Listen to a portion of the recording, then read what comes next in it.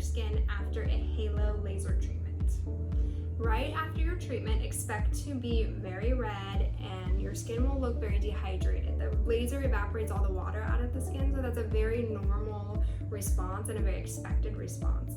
We won't have you put anything on your skin for about 4 hours. You will feel quite a bit of a burning feeling for about an hour, and then that should subside, but nothing on the face for 4 to 6 hours after your halo laser treatment. During the initial period right after your laser treatment, we usually have you stay here in the clinic for about a half an hour to 40 minutes. You can use the chiller, which is a hose that blows ice cold air, which is really soothing. We'll also use ice packs. You can go home and use some ice packs as well. We just want to make sure that you don't put anything on your skin.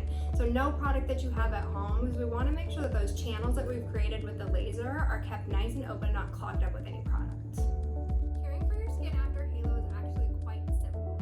There's only 2 things that you need to do. So very gentle face wash. So the evening of your halo laser, you can go home and gentle face wash. This is my favorite, but you can also use a CeraVe or a Cetaphil that you can get at your pharmacy. And then the elastin nectar. The elastin nectar is something that we will help you purchase here in the clinic, but this is a really great product to help speed the recovery after halo. So gentle wash, elastin nectar, and that's it. Twice a day you can wash the elastin nectar at least twice a day, but most patients will put it on multiple times a day as they start to feel a little bit dry. The most important thing is you drink a lot of water, keep your skin really hydrated, and then you allow the process to kind of go through on its own. Day 1 through 3, your skin is going to be really red. It's going to start to swell up.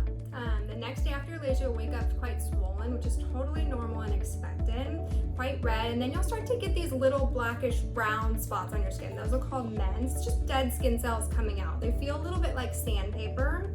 The most important thing is that you don't pick at them. You allow them to slough off your skin. Usually when you take a steamy shower, they will start to come off. By day 4 and 5, they should be completely off.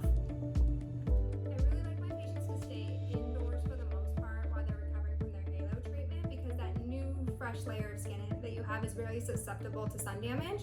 If you do go outside or you need to go drop your kids off at school or anything like that, just make sure you wear a zinc or titanium based sunscreen.